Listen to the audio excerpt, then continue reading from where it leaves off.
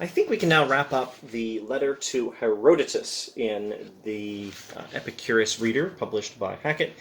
And I think we want to resume, skipping a bit, we want to resume this survey of Epicurean metaphysics at maybe page 17. That's section 76, page 17 in this edition.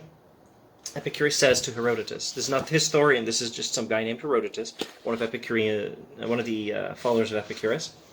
Epicurus says, moreover, when it comes to meteorological phenomena, one must believe that movements, turnings, eclipses, risings, settings, and related phenomena occur without any helping out, that is, any god helping out, and ordaining, or being about to ordain, and at the same time having complete blessedness and indestructibility. For troubles and concerns and anger and gratitude are not consistent with blessedness, but these things involve weakness and fear and dependence on one's neighbors. Okay, there's two major points here. One, the gods must be understood as blessed and indestructible, and therefore beings who do not experience troubles, concerns, anger, and gratitude. The gods are not angry at you. Don't worry about them. But the other major point is that meteorological phenomena are not caused by the gods. Lightning, tsunamis, a bad harvest, a good harvest, thunderstorms, hurricanes, all weather-related events are caused not by the gods, but just by the motions of atoms. Okay, skip to section 78. Moreover, one must believe that it is the job of physics to work out precisely the cause of the most important things, and that blessedness lies in this part of meteorological knowledge and in knowing what the natures are, which are observed in these meteorological phenomena, and all matters related to precision on this topic.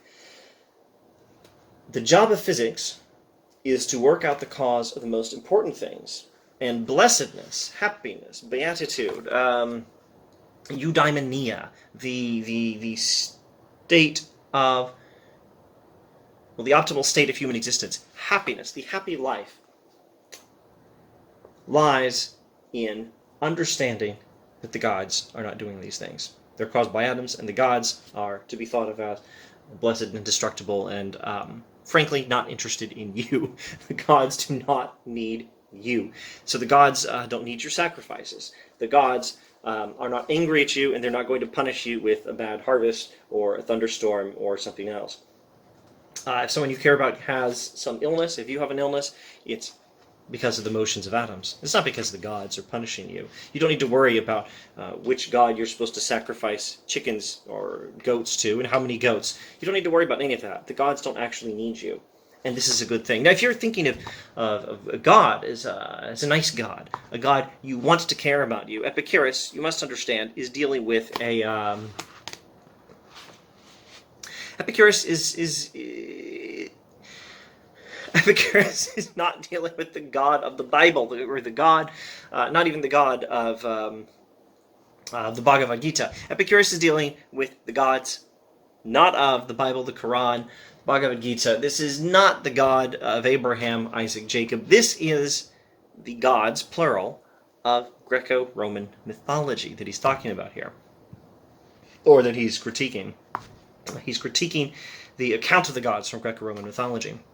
If you have any familiarity with how the gods behave in Greco-Roman mythology, you have some familiarity with, with the situation that is the reason Epicurus would think that it's good for us to think the gods don't care about us. If you think we need God, if you think it's nice to have a nice God who cares about us, know that Epicurus is critiquing a cultural situation in which people often, maybe normally, and there were skeptics, but probably a majority of people still thought that the gods are whimsical. The gods do care about you, but not always benevolently. Maybe sometimes they're friends to one human or another, but oftentimes that involves being enemies to other humans who are not necessarily on the same team as the first human. Think of why the Trojan War lasted so long, because Apollo was on one side, another god was on another side. I'm gonna botch it, I think, if I try to remember which gods are on which sides. I think Apollo was on the side of the Greeks, though. I think Hera, for one, was No, hang on a second. I think Hera was also on the side of the Greeks. I think Venus was on the side. Aphrodite, Venus was on the side of the Trojans. Pardon me if I'm thoroughly botching observations on Greek mythology here. That's not the point. The point is just the idea that the gods are whimsical. If you do what's necessary to please them, which often involves sacrificing certain animals, maybe the gods will be nice to you. But maybe they won't. And even if you do sacrifice enough to them, maybe they'll still be unkind to you. Again, remember Greek mythology. Think of what the gods do to poor Oedipus and people like that. Okay, so Epicurus thinks human beings can achieve happiness if we can stop worrying about the gods. If we can realize that all the gods that actually exist are blessed creatures who are unaffected by anything we do, and so they don't need us, and so they don't care about us. And the nearest they come to caring about us is thinking that a human who tries to live like they are, self-sufficient, stable, happy, blessed, achieving a state where nothing can affect your tranquility. The nearest the gods come to caring about us is thinking that a human being who can live like that is doing well. The gods admire that sort of human. I think Epicurus says that somewhere, and maybe we'll come to it later in the series. Anyway, it is the job of physics to work out precisely the cause of the most important things. Blessedness lies in this part of meteorological knowledge, and in knowing what the natures are which are observed in these meteorological phenomena and all matters related to precision on this topic. Physics is supposed to, the study of the physical world, or metaphysics speaking philosophically, is supposed to figure out what are the causes of things like meteorological events. The causes are the motion of atoms, and that's it. And blessedness, happiness, eudaimonia, the state of optimal human existence is achieved by knowing this and realizing the gods are not doing this. You don't need to worry about wrathful gods. It is a good thing. It is a source of happiness. It is a source of tranquility to recognize that the gods don't care about you. Because we're not dealing with a biblical nice God. We are dealing with whimsical gods whom we're better off without. And again, one must accept that in such matters there is no room for things occurring in several ways, things which might occur otherwise, but that anything which suggests conflict or disturbance simply cannot occur in the indestructible and divine nature. Assume that the gods are indestructible and divine. Don't come up with any explanation of things that causes that involves the gods not being indestructible and divine, like the causes of events as described in Greek mythology, etc., etc. We must not believe that our study of these matters has failed to achieve a degree of accuracy which contributes to our undisturbed and blessed state. The whole point of all of this is to achieve an undisturbed and blessed state, achieve tranquility, escape anxiety. How do you escape anxiety? Well, learn not to fear death, learn not to be afraid of the gods, and do this by means of understanding that there's no life after death, and the gods don't care about us because they don't need us, and the only cause of anything happening is motions of atoms.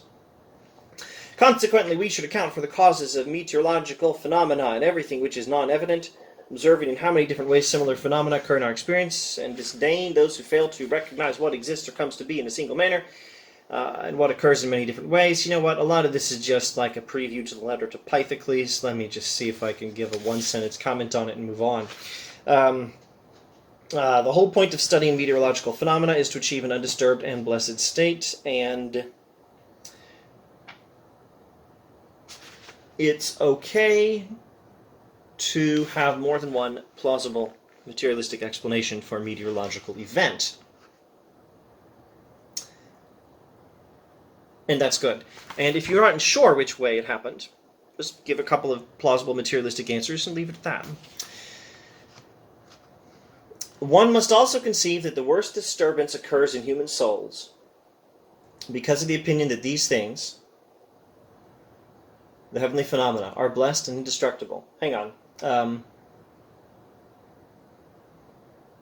One must also conceive that the worst disturbance occurs in human souls because of the opinion that these things, the heavenly phenomena, are blessed and indestructible, and that they have wishes and undertake actions and exert causality in a manner inconsistent with those attributes, and because of the eternal expectation and suspicion that something dreadful might happen, such as the myths tell about, or even because they fear this very lack of sense perception which occurs in death as though it were relevant to them, and because they are not in this state as a result of their opinions.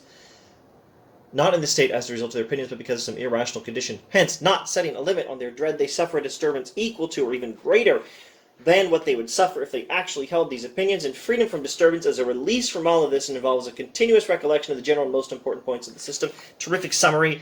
I read it too quickly. Who cares? Let me just summarize what was said here. Disturbance, anxiety in the soul, a failure to live with tranquility is caused by not understanding these things Epicurus is trying to teach in his Metaphysics. All is atoms. All events are caused by the motions of atoms. The gods don't need you, don't care about you, and they're not causing natural disasters.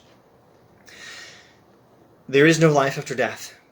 And so there is nothing to fear from the gods, nothing to fear from death. And if you can just figure all this out, you will remove the greatest sources of anxiety known to the human race. You will be free from worry. You'll be able to achieve tranquility, happiness, blessedness, eudaimonia, beata vita, the happy life. Well, that one's Latin and is not going to occur in Epicurus here. It'll occur in later philosophers talking about Epicureanism. The optimal state of human existence, you can achieve that if you understand this metaphysics.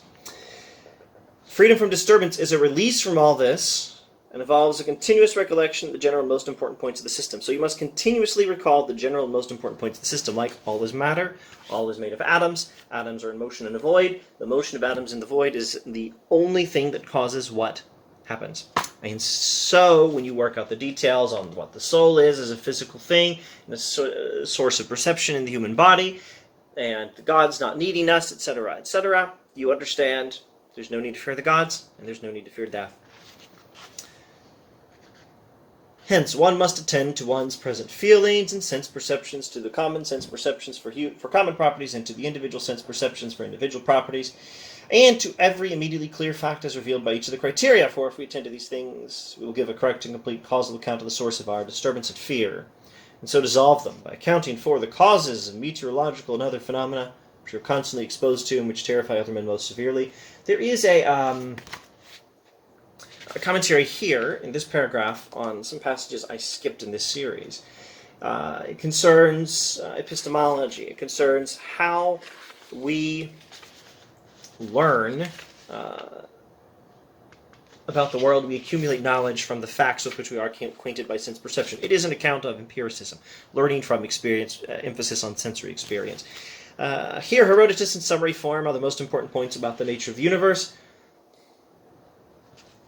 etc. But those who are not among the completely accomplished students of nature can, on the basis of these points and following the method, which does not involve verbal expression with the speed of thought, achieve an overview of the doctrines most important for achieving tranquility. The doctrines most important for achieving tranquility are the ones we've just been talking about. All is matter, all is made of atoms in a void, atoms in a void are in motion, and that is what causes events, and the soul is a physical thing inhabiting the body, and it is how we get sense perception, and the sense perception depends on the body, and sense perception being the source of conscious experience, and the soul not continuing to have sense perception after death. There is no life after death, and the gods do not need us, being immortal and blessed and indestructible creatures.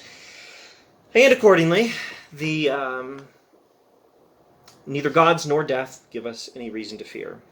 These metaphysical principles give us tranquility if we will remember the major points all the time. That's some good advice from Epicurus on achieving the happy life, and I expect we'll look at the letter to Pythocles on meteorology in the next video. And then we get to the fun part. The fun part is the letter to Mennoecius on ethics. We'll get to that eventually. See you then, I hope. Thanks for watching.